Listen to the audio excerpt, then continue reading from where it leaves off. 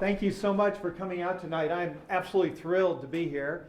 Last time I was in Ann Arbor several years ago, I spoke at the library. I think there were 7 people there, so I'm really excited. Thank you. I'm excited for several reasons. One is that when I worked for the Washington Post, we had an ironclad rule that you absolutely couldn't join or be part of any organization, and I abided by that. The first thing I did, though, after I wrote this book is I joined NAMI. And the reason was I needed the support, and there was no one else out there who could help me. So I'm a lifetime member of NAMI. So Pat, thank you for what you and all you NAMI members are doing. I'm also thrilled to be here because I live in the Washington, D.C. area, and it's great to be out of there, especially right now. Yeah, it's ridiculous. So I'm really glad to be here. You know, before all this budget stuff started, there was another shooting. Navy Yard shooting, 12 people dead, plus the shooter. It made all the headlines. But there was a part of that story that was largely overlooked.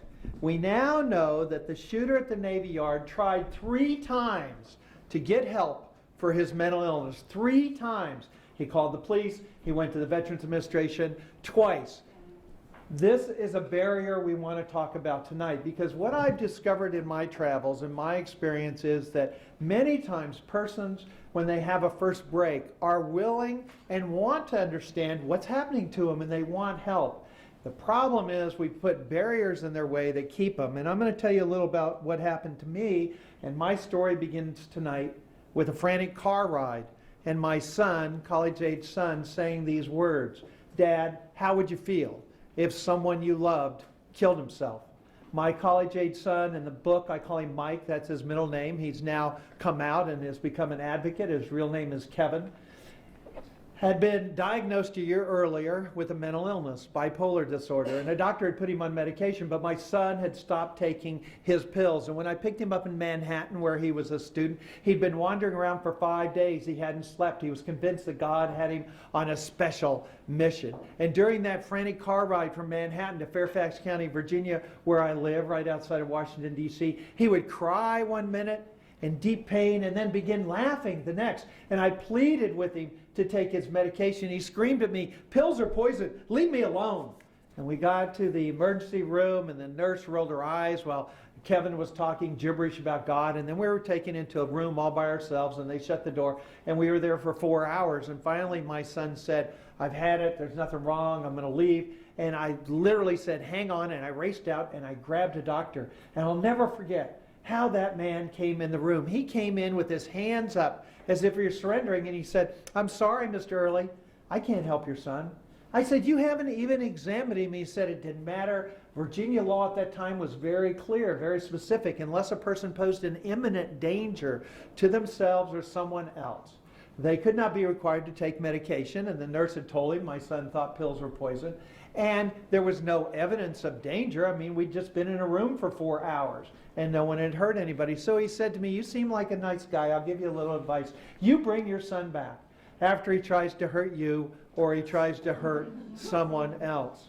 Well, I took my son home and I watched him during the next 48 hours sink deeper and deeper into this mental abyss. At one point, he had tin foil wrapped around his head because he didn't want the CIA reading his thoughts. He slipped out of the house early one morning. He slipped out. He broke into a stranger's house to take a bubble bath. Luckily, no one was there, and the police picked him up. There were 5 of them and an attack dog, and they took him over to Community Mental Health Center. And I went racing over, and right before I got there, a policeman came out, and he said, Whoa, wait. Let me give you a little father-to-father advice. Even though your son has told us he has bipolar disorder, even though he's told us he's off his medication, even though we picked him up in a house where he'd broken in to take a bubble bath, unless you go in and you tell that doctor that your son's threatened to kill you, he will not meet the imminent danger criteria, and we will take him to jail, and you don't want that. And I looked at him and I said, "But my son hasn't threatened to kill me. And he shrugged. So I'm here tonight to tell you I do it with no pride because it really hurt my relationship with my son. I went in and I lied. I said my son had threatened to kill me. That was good enough to get him detained, and 24 hours later he voluntarily admitted himself to a hospital. But our problems were far from over. 24 hours after my son voluntarily admitted himself to that hospital, I got a call from his doctor. He said, "I'm sorry, Mr. Early, we're going to have to turn your son loose. The insurance company, the HMO, says they're not going to pay for this because he's no longer a danger." Well, I called that HMO, and I got absolutely nowhere. Till I happened to mention that I used to work at the Washington Post. And I happened to mention that I was friends with Mike Wallace of 60 Minutes, and they should expect a call. Now, can you imagine that? "Hi, this is Mike Wallace, 60 Minutes. Why is Pete Early's son being pushed out of the hospital?" All of a sudden, Mike suffered, by the way, from depression. He understood this. But all of a sudden, after he called them, my son was allowed to stay in the hospital for 14 days. In the short time between me picking him up in New York and his hospitalization, I'd lied to get him into treatment.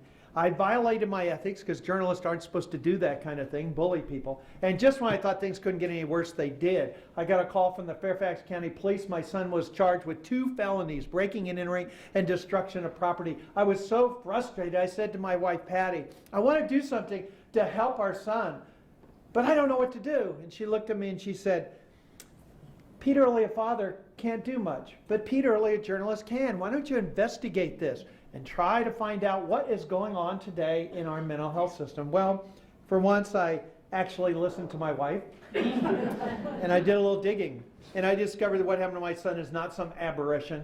Right now, as we're sitting here in Ann Arbor, there are 365,000 people with schizophrenia and bipolar disorder and major depression in our jails and prisons. More than 500,000 are on probation. More than 1 million go through the criminal justice system every year. And as many of you know, the largest public mental facility in the United States today is not a treatment, it's the LA jail, Los Angeles jail.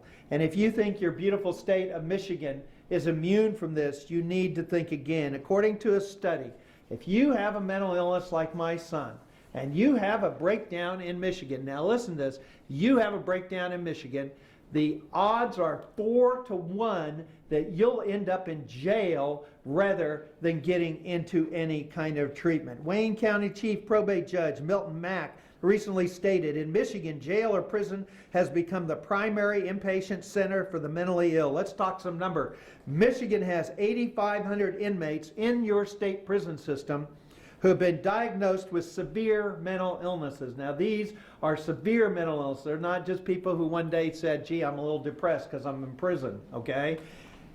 You have 781 inpatient beds remaining in the state hospitals where persons with serious mental illnesses can be treated. What's that mean? You have 10 times more inmates in your prison system than you have the capacity for in your state hospital system. Now that's a nice way to look at this. Let's look at it a different way.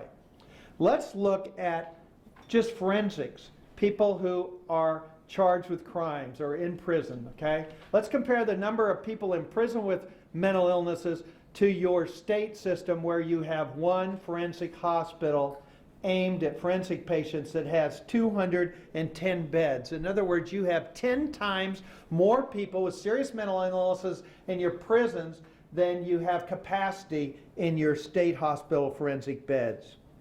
It's statistics like that that gave me an idea. Before I pursued it, I wanted to talk to my son. I said, "Kevin, I'm thinking about writing a book about what happened to you." And he looked at me and said, "Dad, who'd want to read that?"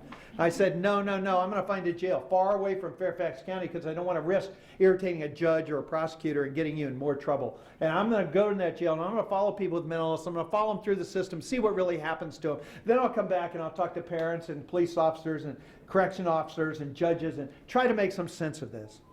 And he said, "Dad, if it helps someone else, tell my story." Well, I started at the LA jail, makes sense, largest public mental facility. Lasted 2 days before they threw me out, saying I was violating HIPAA by being there. I tried New York, Rikers Island next. They said no. I tried Baltimore. They said no. I tried Cook County, Chicago. They said no. I tried Washington, D.C., my hometown, and they literally said, hell no. And I ended up going to Miami because of a judge there who said, I want you to see what's happening. You come down here. I want you to see what's going on in our jail.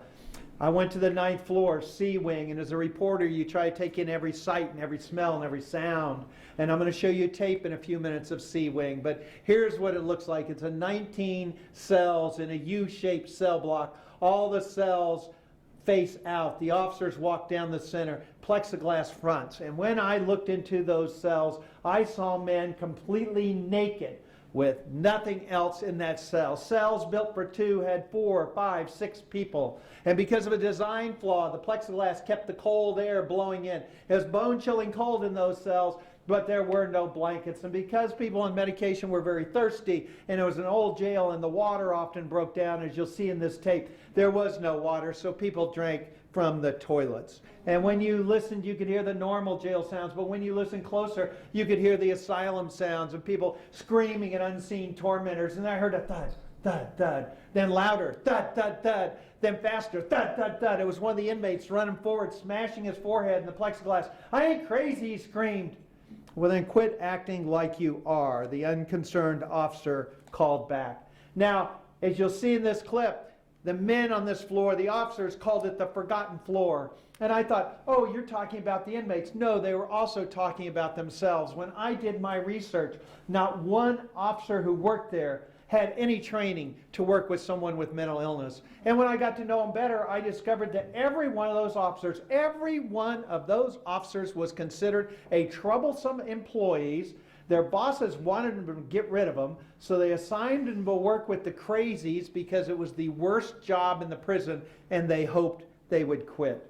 My tour guide was Dr. Joseph Portier, a fabulous jail psychiatrist, worked there part-time, wonderful guy. He said, a lot of people think if you get somebody arrested, they'll get help, but we don't help people here in Miami in the jail. We can't. We're a jail. I went with Dr. Portier on his morning rounds. There were 92 inmates on the 9th floor. His rounds took us 19 and a half minutes. If you do the math, you'll see we spent 12 seconds talking to each of those psychotic inmates. One of the ones I want to talk to you about tonight, Alice Ann Collier, classic case, chronic schizophrenia, the kind of person who used to be locked up in an institution. Now she was back in the community. But where was she in the community? She lived in South Beach. She had a cardboard box home behind a restaurant. And this time she'd gotten arrested because she was walking down the street, and she said her eyes locked with the eyes of an elderly woman.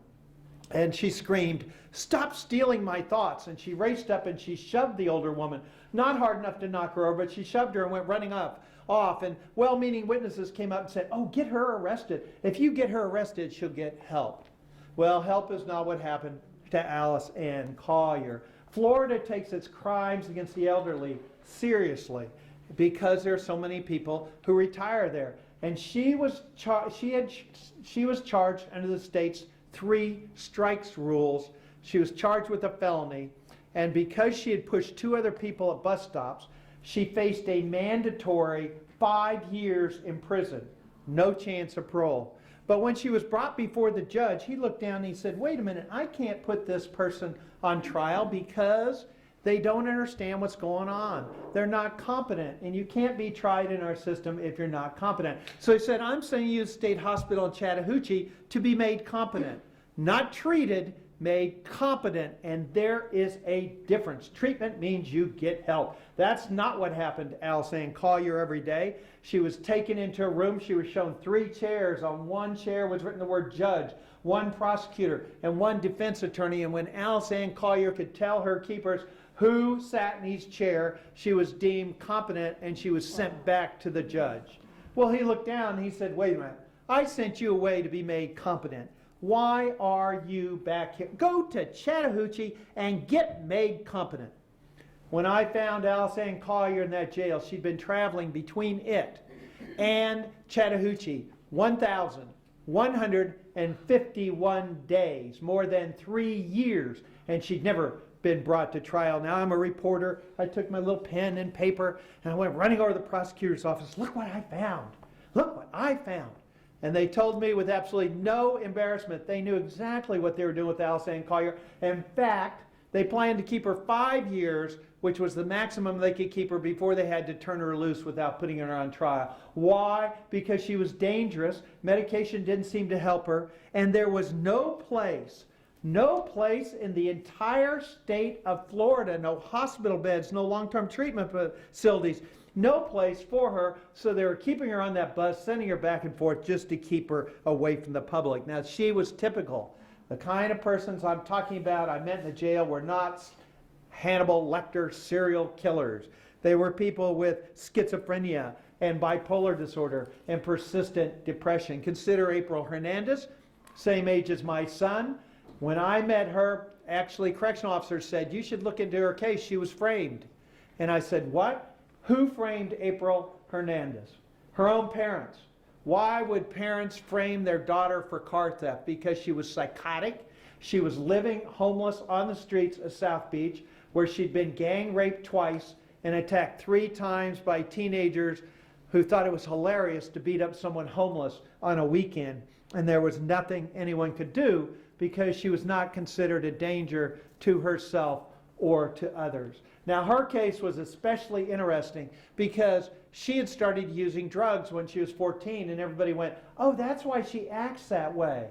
But the truth was she had co-occurring disorders. And we know, according to the National Institutes of Mental Health, 40% of persons with serious mental illness have co-occurring drug and alcohol addiction problems, and 70% of the people who are in our jails and prisons have co-occurring problems. The last person I want to talk to you about tonight is Freddie Gilbert, and I don't care if you live in Washington, New York, or your beautiful town of Ann Arbor, you have a Freddie Gilbert in your community. A Miami study found that in a population of 2 million, at any given time, there were 1,200 individuals, 1,700 people who were living on the streets. They were homeless, sleeping in their cars, 1,700 people. But that same study found that most of those people moved through our social network into some kind of transitional housing, except for 507 individuals in Miami. They are always homeless. They are the chronic homeless. And those 507 in Miami, every one of them had a mental illness, and every one of them had been arrested more than once. And when I met Freddie Gilbert, he was so sick, he stood in his cell. He could not speak. He stood there naked, and they offered him sandwiches as if he were a dog performing for tricks to get him to do what they wanted. And when I checked his record, I discovered that Gilbert had been in and out of that jail more than 24 times in the last year alone, and he'd never gotten any help for his mental illness. And that's because he was charged with misdemeanors, and there weren't any programs available. So he was caught in a revolving door. He was what's called a frequent flyer. Jails the streets, jails the streets. How in the world did we get in this situation? Well, the truth is we've come full circle. In colonial days, if you had a mental illness, you had to depend on your family. You were locked in jail, or the sheriff took you to county line, told you to start walking, and never come back. In 1843, Dorothea Dix went into a Boston jail to teach a Bible class, and she was going through the jail, and she noticed there was a part of the jail where there was no heat, and people were literally freezing, and she went to the jailer and she said, you can't do that, those people are freezing. And the jailer looked at her and he said, no, wait a minute. They don't feel the cold. They're lunatics. They're not like you and me. They don't feel temperatures. Well, Dix spent the next 2 decades preaching that people with mental illnesses needed treatment and help and not punishment. And she personally persuaded 33 states to open up hospitals to treat people. Well, we all know what happened next. During the next 50 years, many of these hospitals turned into giant warehouses where people were locked up and abused and forgotten. In my native state of Oklahoma, in the 1960s, a newspaper reporter said the state hospitals there were worse, and I said worse, than Nazi concentration camps. In 1963, President John F. Kennedy heard the cries for reform, and he called on Congress to create a new community-based mental health system. And Kennedy's plan called for the spending of $3 billion to replace these hospitals with 2,000 community-based mental health services. The discovery of a new drug called Thorazine seemed to make it possible to move people out of these hospitals into the communities. What happened? Well, Kennedy was assassinated. The Vietnam War escalated. Congress got ensnarled in Watergate. Thorazine turned out to be not so wonderful. Neighborhoods proved not to be so welcoming. In short, that $3 billion never got spent as planned. Those centers never were opened as scheduled. And next came deinstitutionalization, a fabulous idea that turned into a cruel joke. And that was the closing of these state hospitals. Why was it a cruel joke? Because state legislators closed them down without having any kind of social net. And people were literally pushed out on the streets with nowhere to go. And many ended up in substandard boarding homes. They ended up in jails and prisons, or they ended up homeless because it happened so quickly. I noticed in Michigan, your state went from running 17 state mental institutions to 5 in a 12-year period. Now, I was surprised when I studied deinstitutionalization because I'd seen One Flew Over the Cuckoo's Nest, and I thought, okay, it's compassion, it's concern that led to the closing of these giant warehouses. But if you check your history books, you'll discover that was not the primary driving cause. It was money. State legislators were being pushed into a corner. They're being told, you can't treat people like this. We're filing civil rights legislation against you. Newspapers were doing exposés, and state legislators were going, what are we going to do? We're going to have to raise taxes. We're going to have to spend millions to fix these places up. And then Uncle Sam came riding in and said, no, we'll take care of these people, but you got to get them out of those hospitals. You got to get them out of those hospitals. We don't want them in those hospitals. We'll give them Medicaid. We'll give them housing. And overnight, state legislators went yippee and began shoving people out the doors. Well, what happened? The federal government didn't do any better job than the states had about creating a safety net. In fact, they did something even worse. Don't throw things at me, but I'm going to tell it like it is. In 1980, we elected Ronald Reagan. And we sent him to Washington. And we said, we're tired of Uncle Sam picking our pockets. We're tired of paying all these stupid taxes. Get Uncle Sam off our back. And Reagan did. He began cutting the very programs that we said we were going to use to help persons with mental illness. Look at housing alone. Reagan Revolution cut from $32 billion to $7 billion. Well, it's been 4 decades since deinstitutionalization, 3 decades since the Reagan Revolution. So why are our jails and prisons still filled up with people whose only real crime is they got sick? The truth is, despite millions and various programs, we still don't have decent community services across this country. Let's go back to Miami. Not everybody in Miami who has a mental illness is locked up in jail or prison. There are 4,500 people in Miami with serious mental illnesses who would have been in institutions. Now they live in the community. Where do they live? They live in 650 boarding homes, assisted living facilities. That's fantastic. We got them out of these places. We got them in our community. But let's look at those 650 boarding homes. Do you know those 650 boarding homes, when I did my research, 400 of them couldn't pass the minimum standards to operate as a boarding home. In other words, if you tried to put anybody but a person with mental illness in that home, it would have been against the law. One of the ones had a hole in the roof that rain poured through. Medications were scattered on a kitchen table. The caretaker only spoke Spanish. None of the tenants spoke Spanish. Meals were rice and beans. There was no therapy, no case management. There was nothing but smoking cigarettes and watching TV. And I'd argue in this case, we haven't really improved these people's lives by getting them out of these institutions. We're just hiding them better. Well, it's easy to pick on the owners of these slum houses. So let's dig a little deeper. When I did my research, the operator of a boarding home in Miami got $29.90 for every tenant there per day. $29.90. That had to cover everything: medication, clothing, food, everything. Now, and you can tell I'm from Washington, when I travel, I put my dog in the Dulles Executive Pet Center. And they charge me $34 a day to board my dog, feed my dog, take my dog on a walk, and give it its medication. In other words, I pay $5 a day more to take care of my dog than what we're paying people in Miami to take care of persons with mental illness. Okay, it's easy for me to pick on Florida. Let's look at where I live, Fairfax County, Virginia. Now, I know that Ann Arbor is a bright, shining light across the world, okay?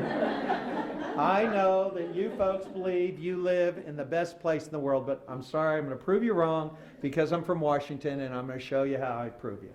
The average income for a household in Fairfax County, or the average household income in the United States is $45,000 per household.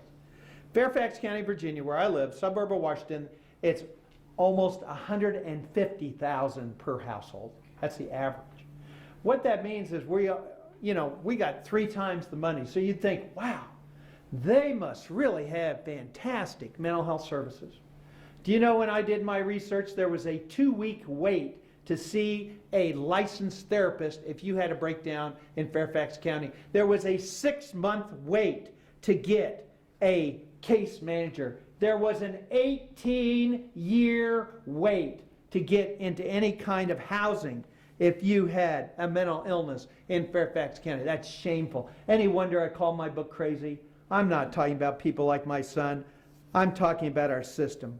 Now, I'm not going to pretend to be an expert on Michigan, but I did read that your state legislators have cut $50 million from mental health care services since 2008. Besides still not having a viable community safety net, there are other reasons. I believe in voluntary commitment laws that focus only on dangerous, create an often unnecessary barrier to getting people help before they get into trouble. But changing commitment laws is pointless if you don't have any place for people to go.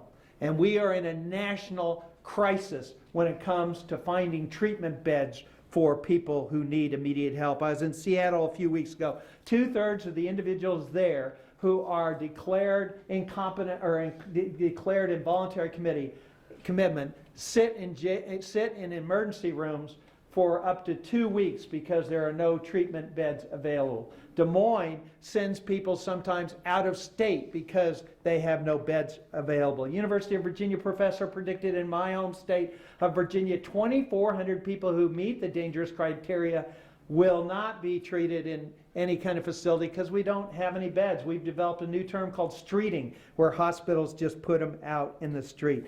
A study recommended that for every 100,000 people you have in your community, you should have 50 psychiatric emergency beds to help people, crisis beds. In Michigan, you have 10. You're 6th from the bottom. How are we responding to this crisis? Well, what we're doing is we're changing mental health from a health problem into a criminal justice problem. Really progressive communities across our system are creating crisis intervention team training officers for police officers because they're the first responders. They're creating crisis drop-off centers rather than taking people to emergency rooms or jails so people can be triaged. They're creating jail diversion programs because people like my son don't need to go through the criminal justice system in the traditional way. They need to get put into treatment programs that can actually help them. They're creating intercept programs where they go in jails and prisons. They say, this person has obvious mental illness. Let's line them up with services. They're creating re-entry programs. So they say, we're not just going to give you $50 and send you out the door. We're going to find a way to get you into good programs that can help you. And those are fantastic programs that not only help, but they make sense economically, as I'll explain later. But there's a lesson we should have learned with deinstitutionalization that we have forgotten in this country. You can have the best CIT, best jail diversion. You can have the best re-entry program. You can have the best mental health courts. But if you have nowhere to divert people to, it's going to fail. If you don't have any meaningful mental health services, no access to affordable medication, no critical care crisis beds where people can become stable, no longer-term beds where people who are extremely ill can receive treatment, no assertive community treatment teams, no evidence-based practices include peer-to-peer, no supportive housing, no clubhouses, no hope, then CIT, mental health, and jail diversion are going to fail. You got to remember the criminal justice system didn't create this problem. We can't expect the criminal justice system to solve it. That's why we got to wake up in our country, and we have to understand you can't fix mental health in America today in Ann Arbor or in Michigan or in Virginia unless you want to talk about housing. How can you get better if you don't have a place to live? You can't talk about fixing it in Ann Arbor or across this country unless you want to talk about jobs. You can't fix it unless you want to talk about transportation. You can't fix it unless you want to talk about veterans. You can't fix it unless you want to talk about people with co-occurring problems. The best way to help people avoid going to jail and prisons if they have a mental illness is to get them help before they get arrested. Let's use some common sense here. I'm sure you have a great police department. I'm so glad we're going to have a panel member for there. But if I broke my leg, I wouldn't ask your police chief to come fix it. And if I needed open heart surgery, I don't care how good your sheriff is, I wouldn't ask him to do it. No offense. And if I had really ugly hemorrhoids, I wouldn't call up your local judge and say, hey, judge, can you come over and take a look? So why in the world are we expecting the police and the sheriff and the judges to fix what should be a health problem? You know, people say to me all the time, oh, people with mental illness, it's just so awful, we really can't help them. And I always reply with one word, bull, and I cut that short out of respect to you. Since I've written this book, I have been to over 100 treatment programs. I've been to every state except Mississippi and Hawaii. I have seen miracles. I could tell you about people in Cincinnati, homeless for 20 years, who are now living in apartments. People in LA who had schizophrenia or homeless, who are now doing great. But tonight I'm going to talk to you about my son. Like all parents, I thought Kevin would be different. I thought, okay, we had this bad incident, but let's not talk about it. Let's forget it. You know, we'll just move on. It'll be okay. He'll be okay. And he did great. For the 2 years he did probation, he did wonderful. As soon as probation ended, he stopped taking his drugs. And my son's helped by drugs, and he began slipping. And I could see it. And so we have a crisis response team. And I called them up. I said, please come over. My son's off his medication. He's starting to slip. And they said, so what? I said, no, let me tell you what happened last time. Last time he got arrested. You can't judge him on what happened last time. That's not fair. You call us when he's dangerous.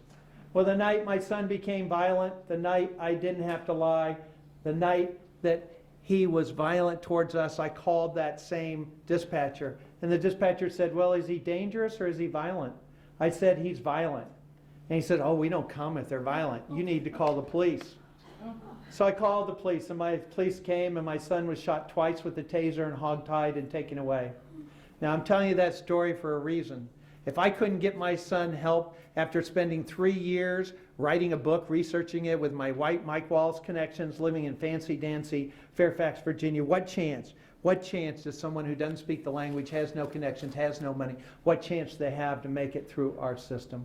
Well, my son had another breakdown. He had another hospitalization. The most recent problem started when he was at Thanksgiving, and he was off his meds again. And I could tell, and he was scared I was going to call the police. So he grabbed his cell phone, he ran out the door, jumped in his car, and he took off. And I called, finally he answered. I said, where are you going? What is going on? And he said, I don't want you to call the police. I'm going to heaven. I said, where is that? And he just hung up. Well, he called me a few hours later. He'd run out of gas in North Carolina. And he said, Dad, I'm out of gas. I need your help. I said, good, I'll come get you. Just stay there. No, don't come, but I got a problem. If I step out of this car, I'm going to die. And I said, what? The voices are telling me if I step out of this car, I will die. Now, we all know that's ridiculous, but how do you know you're sitting here? How do you know I'm talking to you tonight? How do you know this podium's here? It's your mind telling you, and if your mind telling you if you walked out of this room you were going to die, you would believe it, and you wouldn't walk out of this room, no matter how hot it is, by the way. So I did what no father should do. I arranged for my son to get gas, and he drove back psychotic up I-95, went off the road twice, fortunately didn't hit anybody. And I said, what do you want to do? When he got home, well, how can I help you? And he said, I want to be your partner. Well, how can I help you? And he said, Dad, I don't want to take meds, but there's a safe house. I want to go in there and clear my mind. I said, okay, great idea. I'll take you there and we'll talk. I'll get you a doctor. We'll figure all this out. Well, he went into the safe house, got up in the middle of the night, took off all his clothes because he thought that made him invisible, and he went walking out the door. But listen what happened to him this time. A CIT-trained police officer picked him up. And when my son said, please don't handcuff me, that's when I got tasered. I don't want to be handcuffed. That officer said, I have the discretion. I won't handcuff you. Just get in the back of the car. It gets even better. He took him to the emergency room, and when that doctor in the emergency room said, it's not dangerous to be walking around naked, the officer said, really? I'm going to go drop him off in your front yard. All of a sudden, my son was admitted. I'm not recommending that. He was admitted. And then a case manager came over, and I say a prayer for this woman every day. She came over and she said, we're going to get you into a treatment program. Why don't you take your meds? Well, they gain weight. I don't like them. I feel sluggish. Do you know of my son's 7 psychiatrists, only 2 has ever bothered to learn anything beyond his name and symptoms? And that's because psychiatrists are told that Your job is to figure out what pill goes in the mouth, because these are genetic, biological illnesses, and let the cheaper social worker do the rest of it. You have 15 minutes. That's all we're going to pay you for if you're an insurance company, so just get them out the door.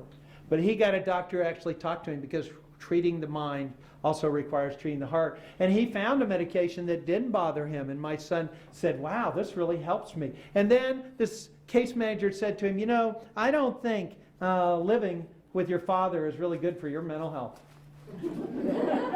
Which he reminds me of all the time. She got him in an apartment with 2 guys with schizophrenia. And then she said to him, what do you want to do? What do you want to do with your life? And he said, well, I have a mental illness. And she said, so what? You can control it. Don't let it control you. What do you want to do? And he said, I'd like to help other people. She said, I got just the program for you. It's called peer-to-peer. Alcoholics Anonymous, you have a mentor, peer-to-peer, someone with mental illness. And he told me about it, and I went, oh, great. This is one of those nice programs. I was blown away. My son became a peer-to-peer specialist. Let me tell you what he did just a few weeks ago. A guy, 300 pounds, schizophrenia, hadn't been out of his parents' basement for more than 2 years. My son started visiting him, got to know him, got him out, took him to a movie, went to a restaurant, they ate, took him home. Now I know that sounds like a small thing, but it's not if that's your son. So don't tell me people can't get better. I have seen people recover with my own eyes. My son got what he finally needed: respect, decent service, medications, housing, a job, and most of all, hope. Today he lives on his own, he pays taxes, he works 2 jobs, and he's stable and he's doing great. Recovery can happen. Which brings me to this. What can you do?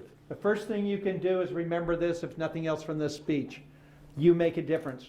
You matter. One person can change an entire community. I have seen it happen.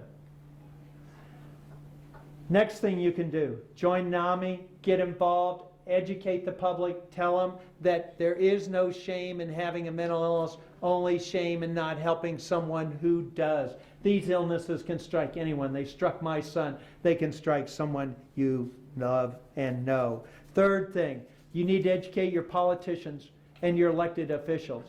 You need to explain to them that, yes, we all know the country's broke. We may really be broke in a few days, okay? There is no new money. That's why we have to spend our money more wisely. Cost of keeping of someone locked up in a state prison in Michigan is $34,000 a year. There are 8,500 prisoners locked in your hospital with severe mental illness are costing you $289 million a year to sit in your prison. Diverting someone from jail with a severe mental illness, providing them with an assertive community treatment team, cost $9,029 per year. A group home in Michigan costs $50 per day.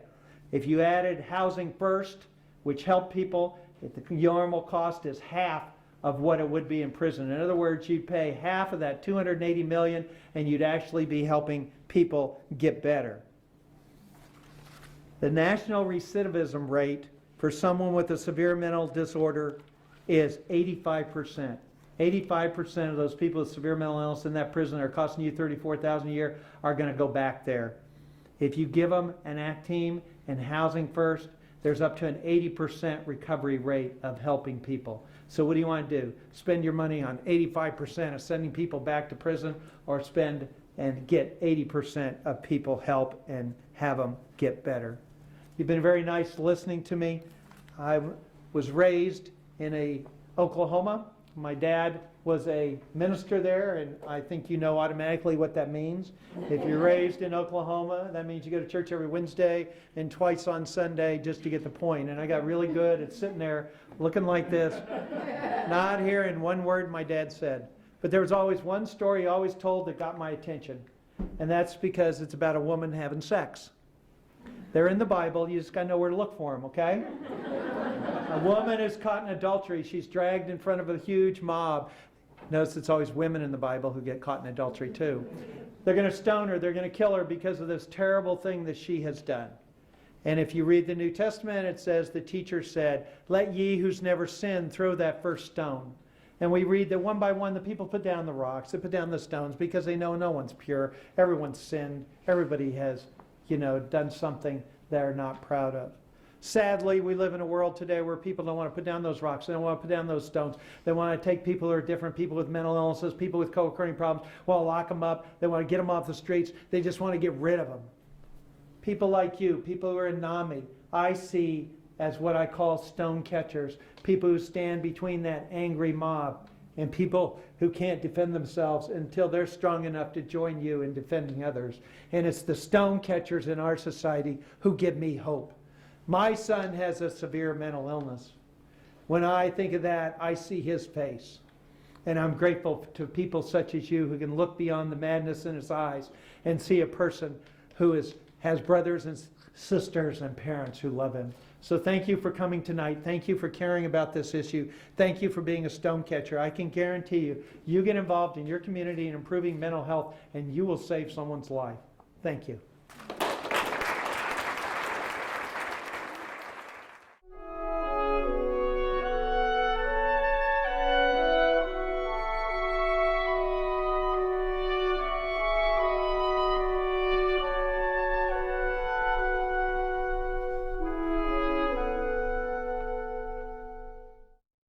I want to start tonight. I want to go through a couple of scenarios to see what actually happens in Ann Arbor, and then I'll give you a chance to explain what you see as the problems and what your frustrations are and how we all can help. And I think this is a wonderful opportunity because most public officials don't want to come to these. They don't want to be asked these kind of questions. So I really think you owe a lot to these folks to come up here. They obviously are concerned. But let's start, Renee, let's start with you, because the one thing I'm always asked is, why won't my kid take his meds? Why don't they just listen to what I want to tell them? Why don't people like to take meds? Here, I'm sorry. I think there's several different Turn them on. There you go. And speak, you have to be a rock star for the TV. You got to hold it very close to your mouth. Okay. Okay. So I think there's several different factors and reasons why people don't like to take meds. I was one of those people for a long time. I was diagnosed with a mental illness until I was 35 years old. When I was first diagnosed, I was put on some very strong meds, which had me sleeping 16 hours a day. And for somebody with bipolar disorder 1, meaning I spend most of my time manic, that was a huge difference in being manic than sleeping 16 hours a day. So that was probably one of the reasons, one of the first reasons. It's not like taking aspirin. Absolutely not. These are things that change. Depending on the doctor you have and the meds that you Does it also affect you in the sense of your own confidence, that you have to take something that may be affecting your brain? Absolutely. And especially I think due to the fact that I wasn't diagnosed until I was 35, so what was normal to me was being amped up, was being manic. So that was normal. So as a peer-to-peer person, you aren't surprised when somebody says, I don't want to take my meds? Absolutely not. Okay. I don't mean to cut you off, but I want to get through everybody's panel here. I just spent 3 months with the homeless in Washington, D.C. In Washington, D.C., I was shocked to learn that if you show up in the streets of Washington and you're homeless and you're psychotic, within 24 hours, you will be contacted by a social service agency who will ask what's going on, that kind of thing. We don't have anybody here from the social service, right? So, sorry, police chief, I'm going to ask you, deputy chief. If I show up in Ann Arbor tomorrow and I'm walking around on your streets, do you know of some agency that might contact me, or is the police department probably going to be the first one who notices me? Well, I think we're definitely going to be the ones that notice first. We're going to be the ones that identify the people that are in need of services. What do you do then? I'm wandering around your street. I haven't broken any laws. Right. I'm just homeless. Maybe I'm playing my guitar, doing a little panhandling. I don't know if that's allowed in Ann Arbor. On occasion. Only by NAMI groups.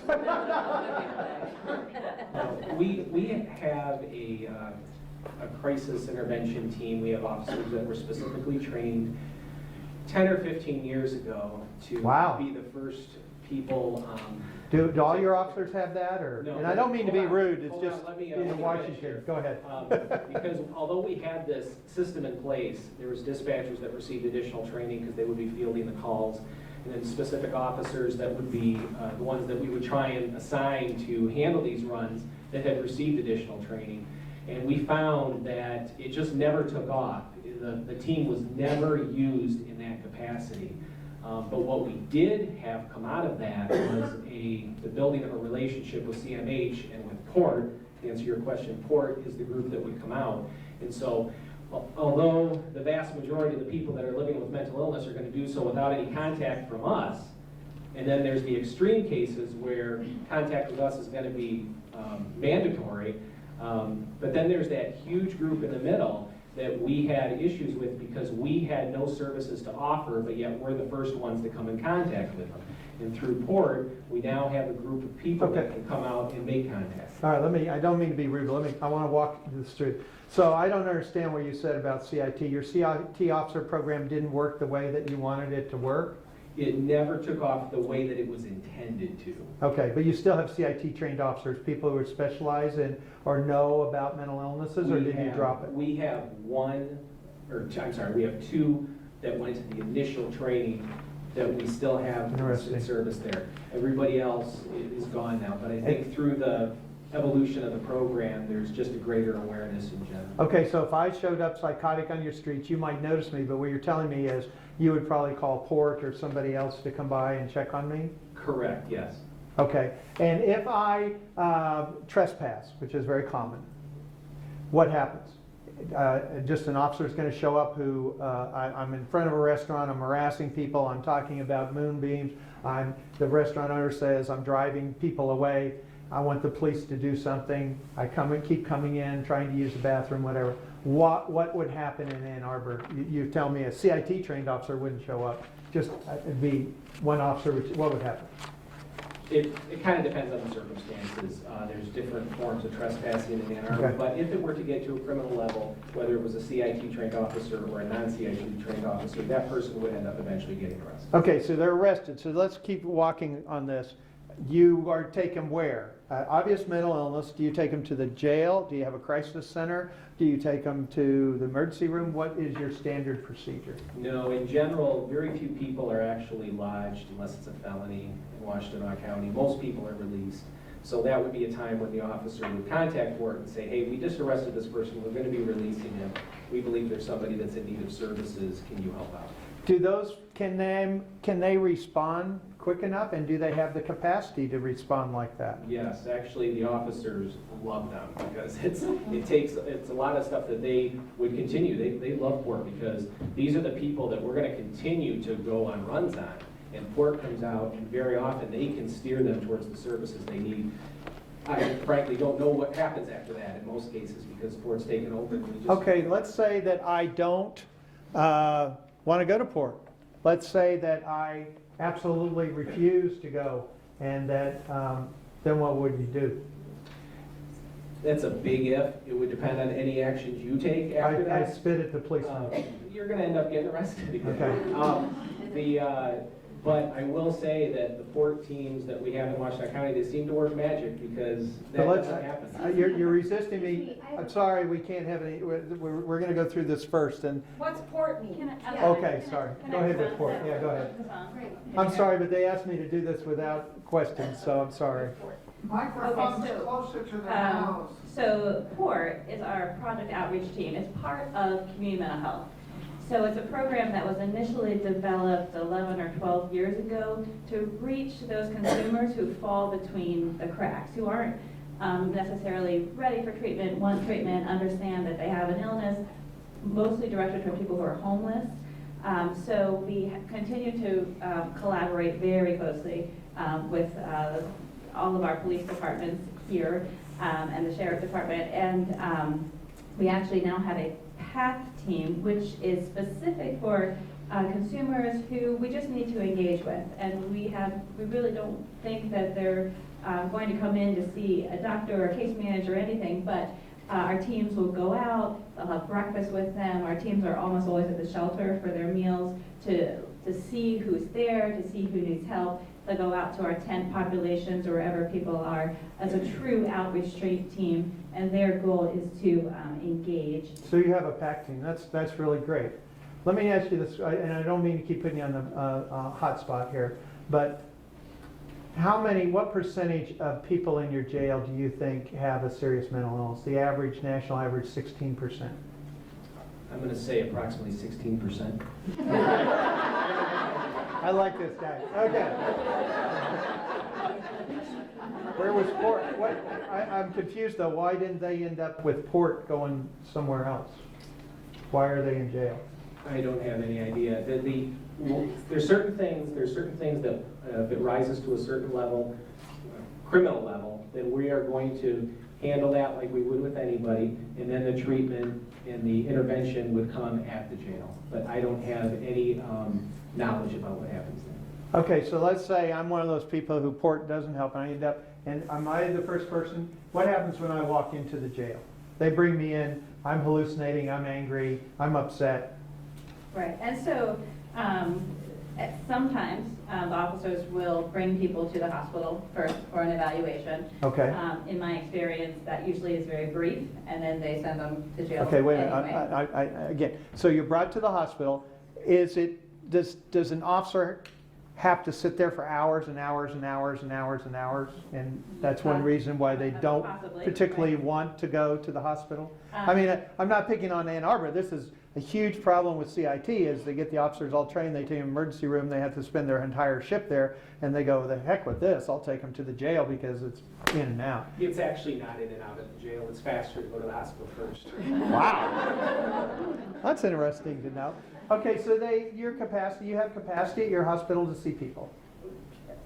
Yeah, I mean, the wait, it's a wait. I mean, at the psychiatric emergency services, typically at the University of Michigan is where people go. Okay. There's typically a wait. And we also have the issue if you are not an imminent danger.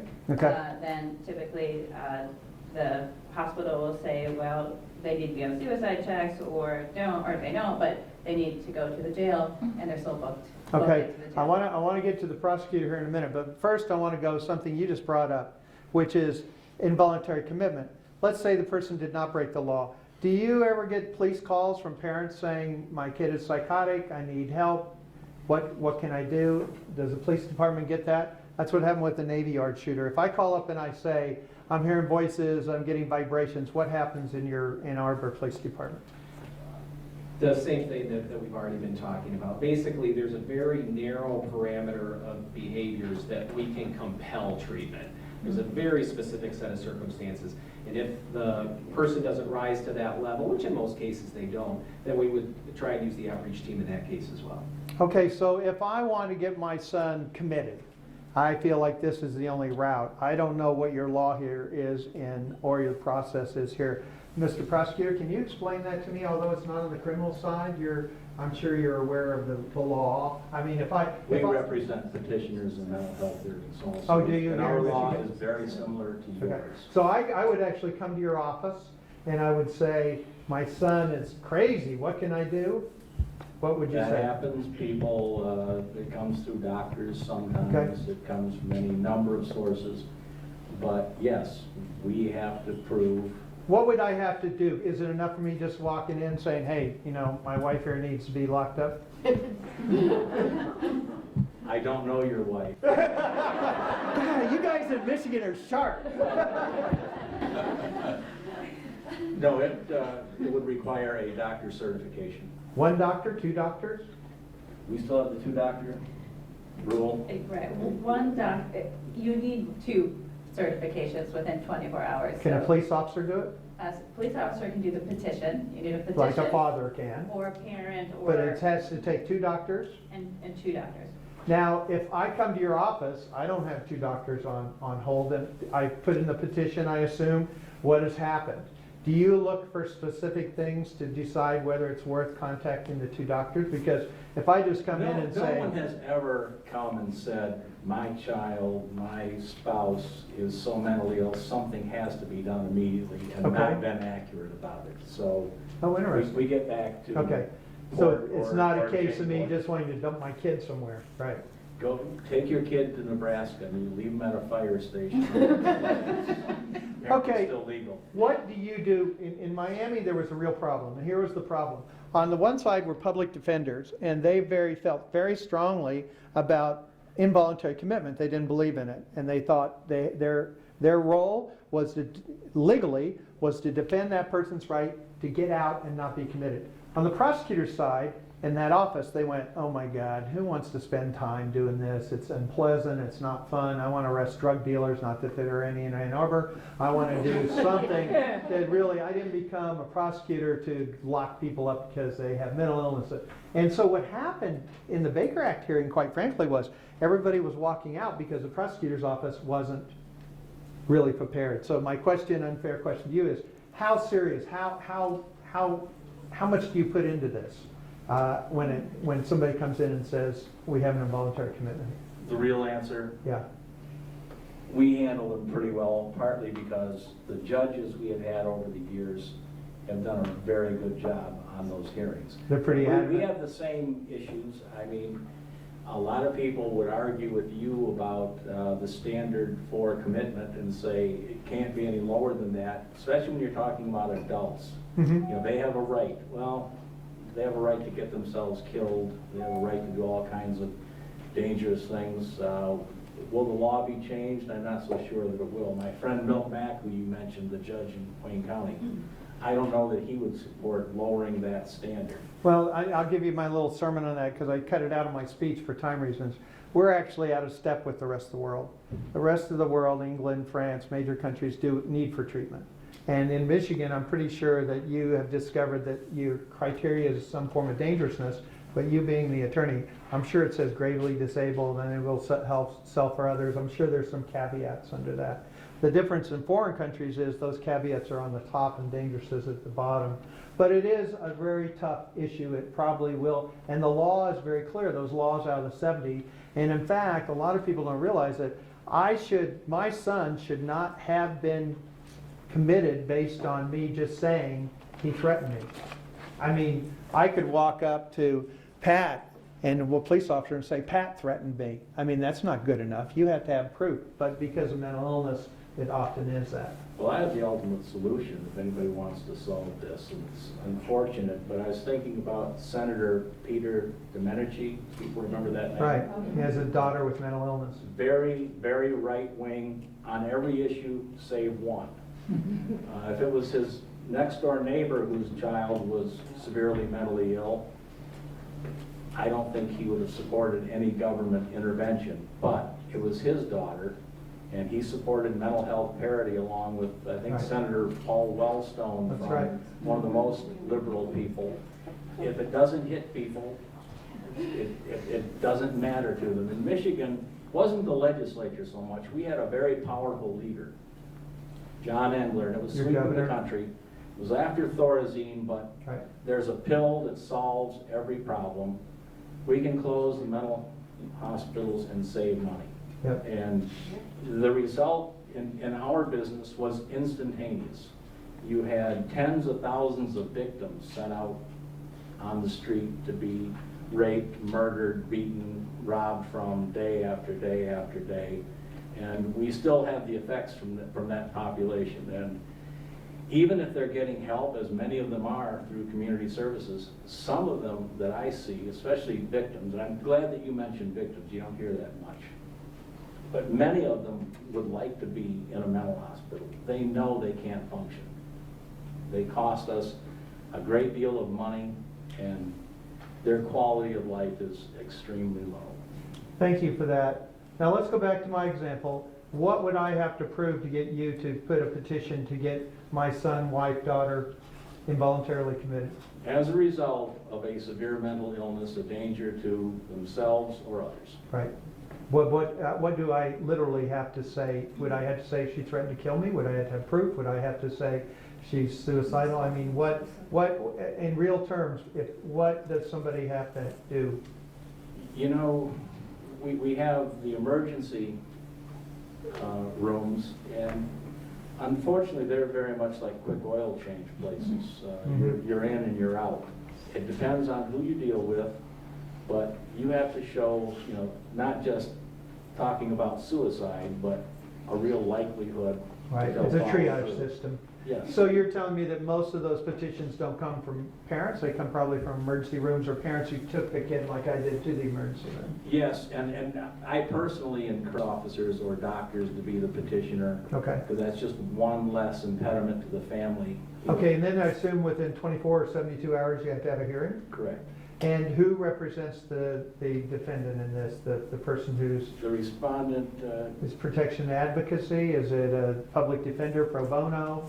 it is a public defender. Okay, and is the person who makes the decision a magistrate who's appointed by the chief judge? Somebody does this at, like in Fairfax, it's $150 a head, and they take the cases, or is it a regular court judge? No, for Commitment? many, many decades at least, it's been a judge. A real judge? judge. Okay, now, if you are committed in, let's say you're committed, what happens to you then? Does anyone, you might know this best, do you go right into a hospital? Are there beds available in the Ann Arbor area? Is there waiting, like the guy in the thing where he had to wait in jail? What do people get committed and then come to your facility? No, if someone is committed to inpatient hospitalization, they will not come to jail. Okay. There is a lack of beds in our community, and oftentimes people are sent by ambulance to outside counties, to various places around the state, trying to find inpatient treatment. Do you know, anybody on the panel know what the average length of involuntary commitment is in your facilities? 5 days at most, I think generally probably 2 to 3. Yeah, that's the same in Virginia. It's 5 unless it's really, really serious. Okay. So that's the civil side. But let's get back to the folks in your jail, and because you actually have a jail psychiatrist, which is quite frankly shocking, because most jails, for instance, in Virginia, don't even ask if somebody has a mental illness, and they don't want to know, and it's partly because jails are transitional places. Unless you're poor, indigent, can't get out, you're going to go through 24. My son was 48 hours, and he was, booked, processed, and out the door. So tell me about the people you deal with and what your jail does. And Renee, I want to get you in this too, because I'm surprised you have a peer-to-peer in there. And tell me about your jail diversion. Tell me the good things. Yeah, we're actually very fortunate with our county, and we have a great collaboration with, like I said, the police and the sheriff department. So when someone comes into jail, everyone comes into jail screened by the Brief Jail Mental Health Screen. Now, who does that? The officers upon booking. It's an 8-questionnaire screening. So it's 8 questions. 8 Okay. questions, validated and standardized, and so they will perform the screening on every single inmate who comes in. So if an inmate screens positive on that, then we have 4 social work staff from Community Mental Health who work in the jail. They're in the jail from 8:30 until 11 or midnight every day. Every day or not on weekends? Not on weekends. They're on Right. call on the weekends, Monday through Okay. Friday. So you have 4, so I'm sorry, I'm really rude from Washington, but I want to, because there's things I want to ask. When that person comes in, one of the things I noticed in Miami was you could be as psychotic as you can be, but you knew you didn't want to take Haldol, or you didn't want to take Thorazine, or you were on Zyprexa, or to be fair, you're on Abilify. Do you find that in your facility? And if a person comes in and they say, my parents want to bring me my meds, is that allowed or not in a jail setting? Because a lot of jails, Right. We're fairly fortunate, so we don't have a formulary. There's no medication. So I have a full 2 days in the jail. And I work there. And when someone comes in on medication, anyone on any type of medication for mental illness are automatically sent through to see me. okay. Their medications are continued, whatever medications they have on the outside, unless it's a controlled substance, which they're typically, Right. weaned off of that. But any medications for mental health, it could be the very expensive medications, the newer ones, Abilify and Zapruss and all those, but they're continued on those until they're seen by me. Doctor, that's really, in Miami, they had fail first. In other words, you came in, they took you off whatever you were on, and they put you on Respirodol because that was a contract. You're telling me that doesn't happen here. But one thing, you just said you're there 2 days. So do I have to be the lucky day I hit there, or is it, and what do you do, how long do you have to be in jail? I'm sorry to be picking on you, but how long do you have to be in jail to get meds? If my son, if I'm in 24, 48 hours, am I gonna get meds or not? Probably not. The average length of time it takes for the medical staff to confirm medications, get them from the pharmacy is 1 to 2 days. Okay, what's that mean, confirm medication? So the medical staff will, if someone comes in with prescriptions or with pill bottles. Which that's is unlikely. Very I mean, unlikely. Really, right? They ask everyone who comes in, are you on medication? Right. Where do you get your medication? Who's your doctor? And then they try to confirm what Okay, so then medication. they'd call like the doctor and say, but if I say I'm on medication, I'm on, let's see, what drug would I like to be on? Call my doctor, Dr. Feelgood, and he'll tell you that I'm on this. I mean, do you have a list of doctors? Do you know all the psychiatrists in town? Do you know general I mean, is there a process, or can I just come in and say, call my Uncle Fred, we call him doctor? Yeah, we have to verify it's actually from a doctor and that it's been a prescription that's either been written or filled within the last 90 days, which of course can be an Okay, issue. I see, so you have to be on it. You're not You gonna have just to start be. somebody on meds. Correct. You have to be taking the medication to be continued when you first come in. And then, of course, if they cannot verify the medications or they haven't been taking medications within 3 to 6 months, then they need to see me. and then- So what you're trying to do as a jail, I mean, you're not, these people aren't your patients.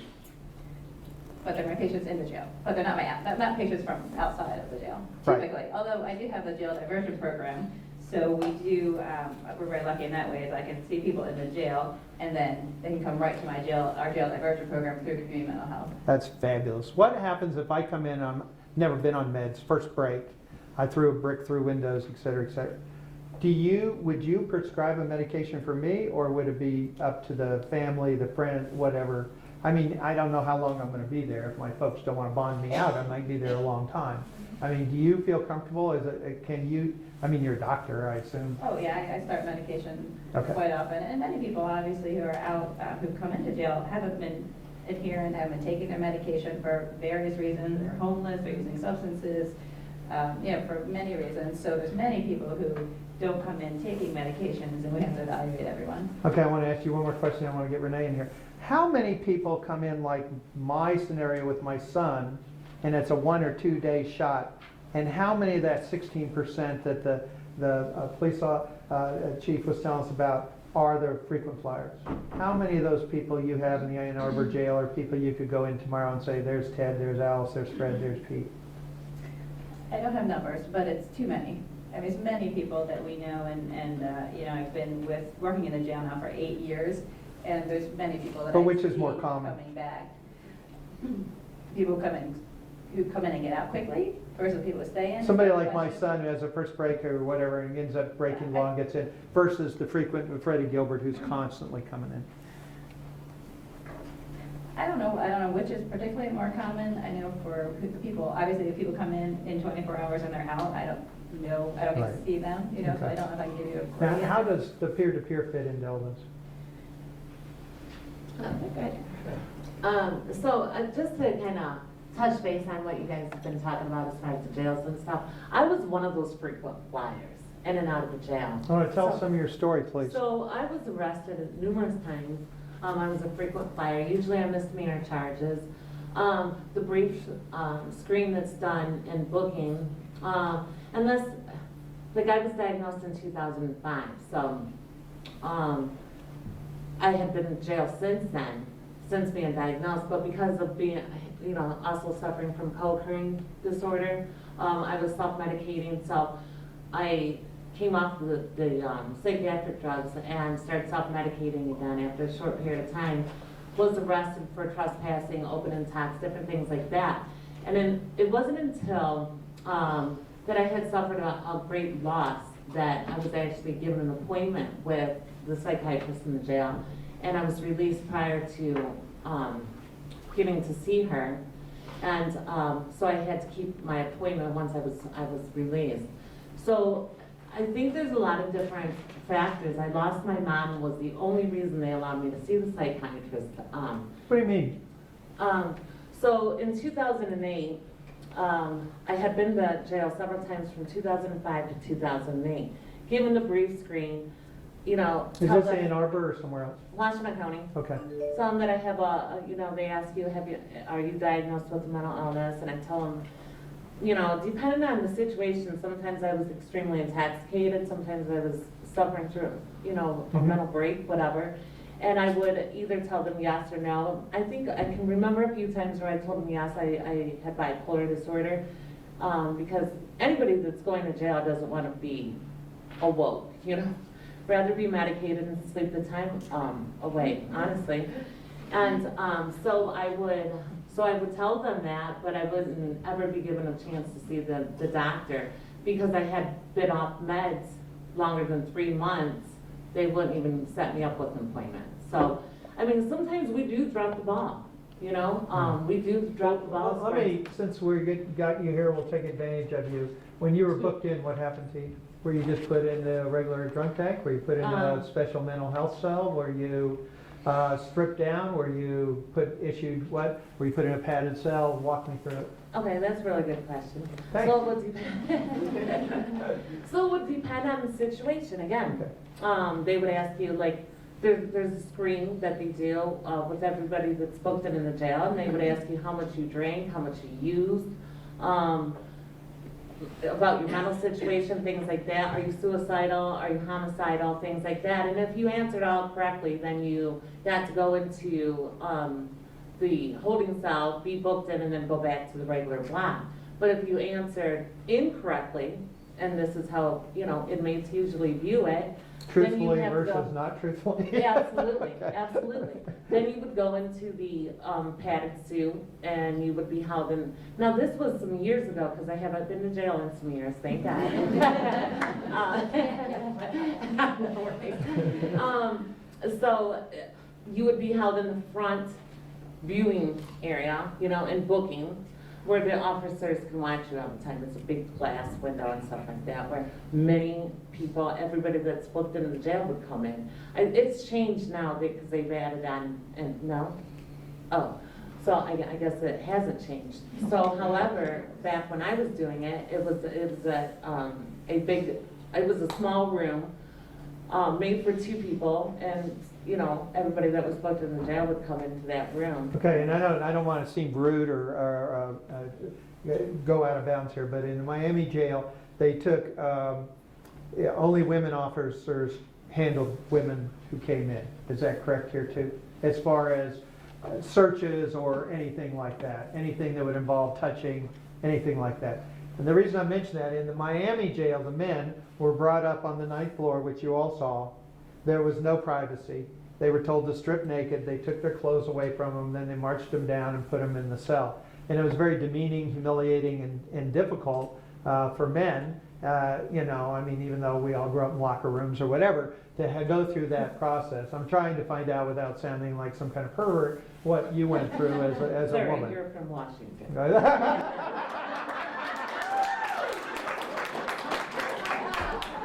You guys are too much. God, it's like being on NPR. People call up with intelligent questions. Don't do that. So, no, when you get booked in the jail and you are strip searched or whatever, it's done by female officers. Good. Females are done by females and males by males. If you were ever so psychotic, you were just put in a cell with nothing in it and just. So the booking cell, now, mind you, I haven't been there in some years, thank God. But, so the booking cell, the holding area, I should say, you're either put in what they call a bam suit, the padded. Ferguson gown, Yeah. you can't rip up. Right, or you're put into the regular jail clothes, and then you're set in that room. Okay. With everybody else. There is no, I think you do get a blanket, I think. I'm pretty sure you get a blanket, I think. No, you don't. No, Okay. oh, I'm sorry, you That's don't all right. get a blanket. Okay, so tell me what you do as a peer-to-peer now.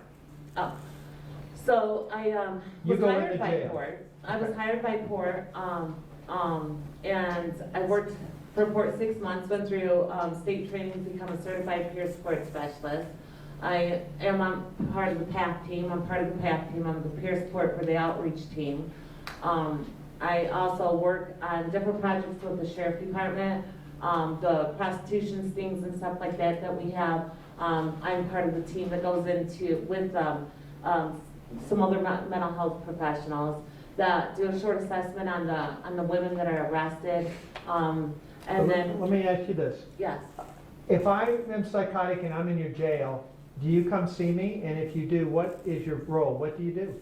Or is it that you meet with the doctor and the doctor says, you know, you should go talk to Pete, or Pete's going to be lined up with services. You need to talk to him about what to prepare himself when he gets out. I mean, what do you actually do as a peer-to-peer with somebody who's in a jail? So usually it's people that I've been working with on Okay. the outside, or if there's been instances where either I've been contacted by one of the social workers in the jail Okay. to meet with somebody, and I would go in, engage with them, meet with them, build a rapport, and then meet with them occasionally while they're incarcerated to kind of come up with a release, upon release plan, what they would do. Do you have trouble getting people into services or not? Absolutely. What do you mean, housing? No, well, housing is an issue. Housing is an issue. But I think the biggest issue that I have is getting people into substance abuse or co-occurring disorder treatment. I've heard you say that you have people going outside of the state and outside of the county. I do the same thing because this system of care that they have now, they've discarded all other treatment centers except for 2, and the population in Washington County that needs services is just too large for two treatment centers to It goes back to accommodate. what Mr. Prosecutor Yeah, said. so I actually have gotten people into treatment in Ohio, in different counties. I mean, because we just can't do it in Washington County. Let me ask one more question, and then I'm going to let each of you tell about your frustration and also the accomplishments, because we're running out of time.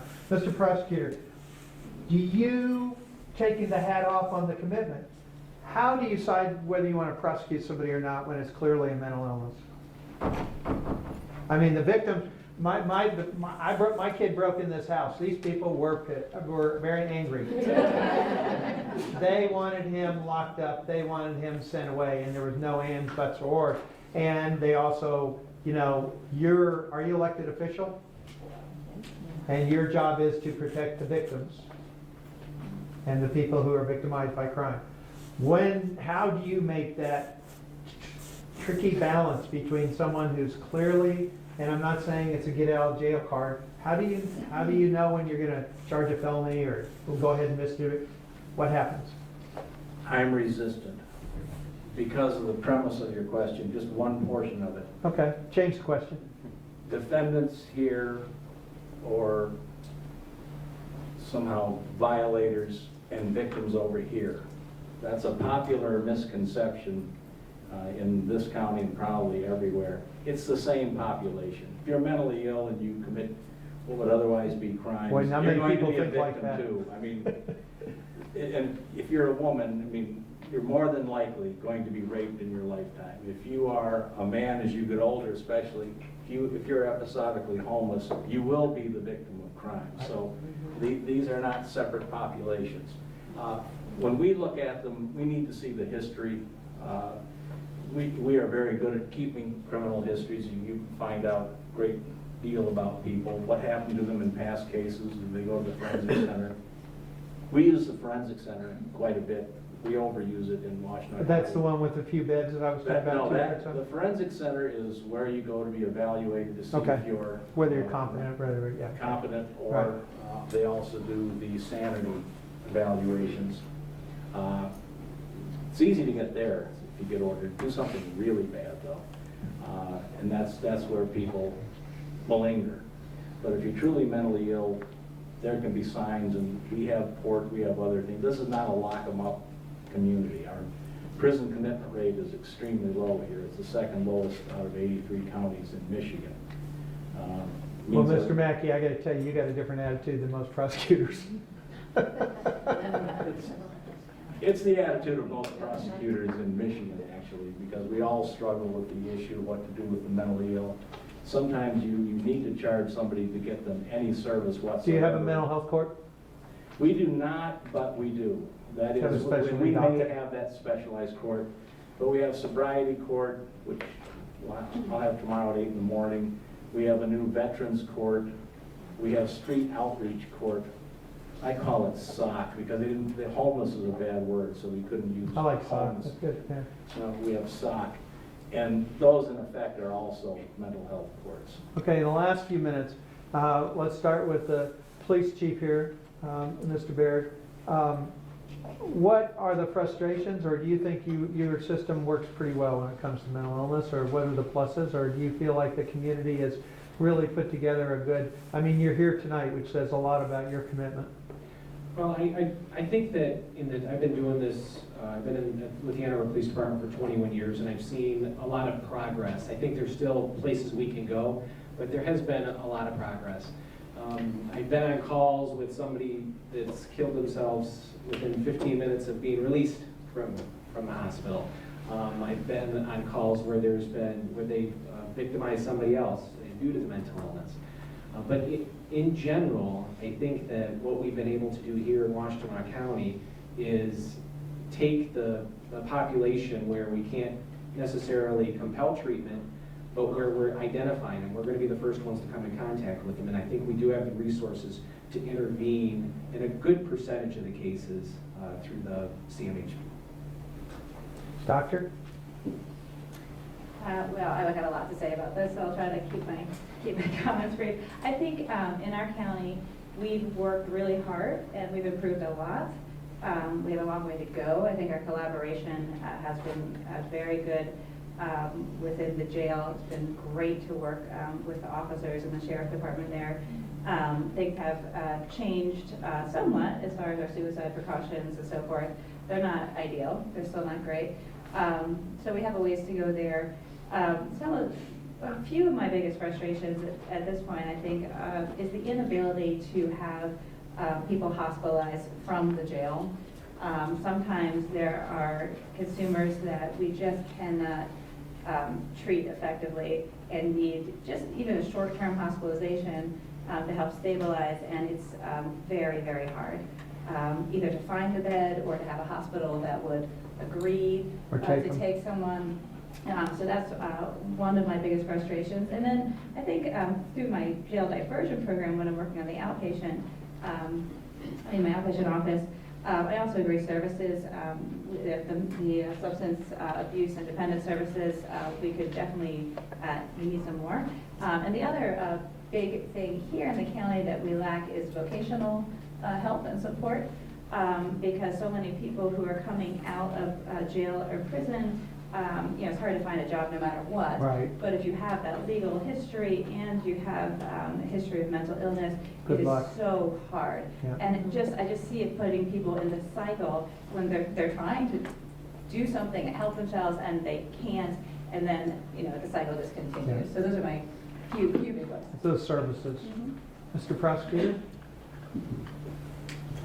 In addition to the government shutdown, my real frustration, the big frustration, is that we know so much better than we do.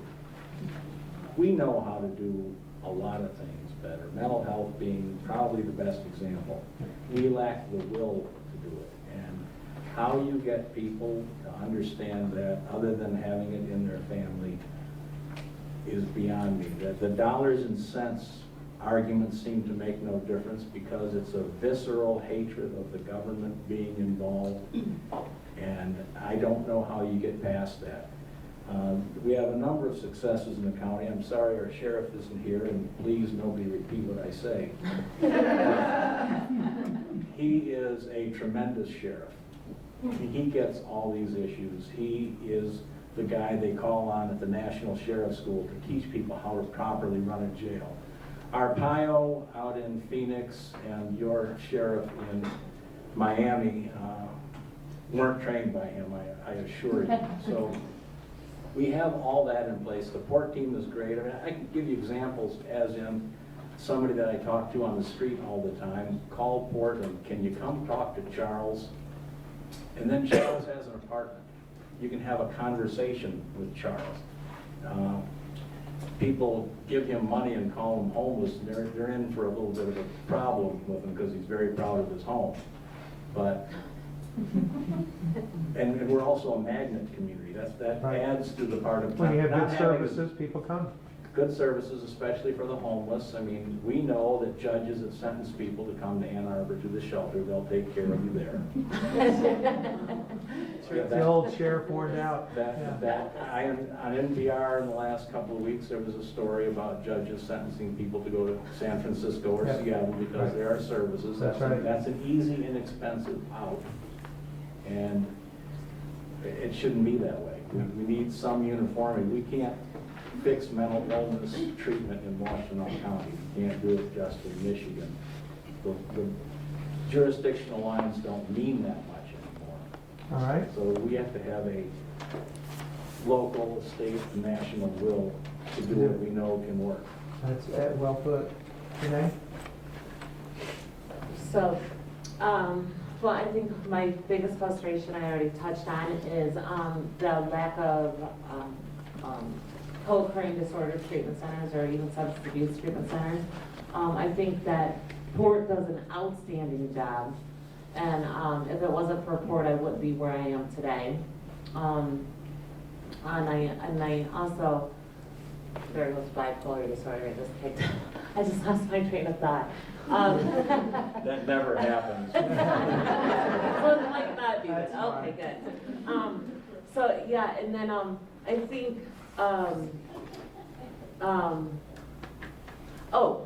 the funding. I think we could definitely use more funding in Washtenaw County to hire more peers. I think peers are so important in the recovery process for anybody that's suffering from either mental illness or co-occurring disorders. I know that, I get so many compliments and so, raved on all the time because of what I do, but I don't feel like I'm doing enough a lot of times. And there's just so many people that really could benefit from the services. And so I think that's definitely needed in Washtenaw County is more peers. Thank you very much. I want to close with making a little statement here. Your prosecutor is very articulate. I talk so much about the money because that's one way I think we can try to sell this, but you're absolutely right. It's very difficult to sell these things. One thing I have noticed across this country is the chances of getting people more involved increase if you tell your stories, if you make your face out there, if you go out and say, this is what happened to me. People are shocked. They are amazed. That's why people call on me. They go, wait a minute, this guy, he worked at the Washington Post and he couldn't do this? Tell your stories. The other thing is, and I'm not going to get into a debate about what we need to learn from the lesbian, gay community. When I was a kid growing up, nobody would have admitted you were gay. You would just gotten beaten up where I lived. Look how far that community has come in fighting stigma and making a face for them at the table. I'm from Washington, D.C. I'm going to tell you, you either need money or you need votes. We always say we don't have any money. A lot of wealthy people have kids with mental illness problems. We need to organize, we need to get that money, and we need to start giving it to politicians so we have a seat at that table, quite frankly. And we need to get votes. We need to make this an issue. Not one of the presidential candidates even mentions mental illness unless there's a shooting. That's wrong. It affects so many of us. I know some of you are frustrated because you wanted to ask questions, but we wanted to kind of keep it on target. And so I want to thank these people again for being here tonight, for caring enough to come. And thank you.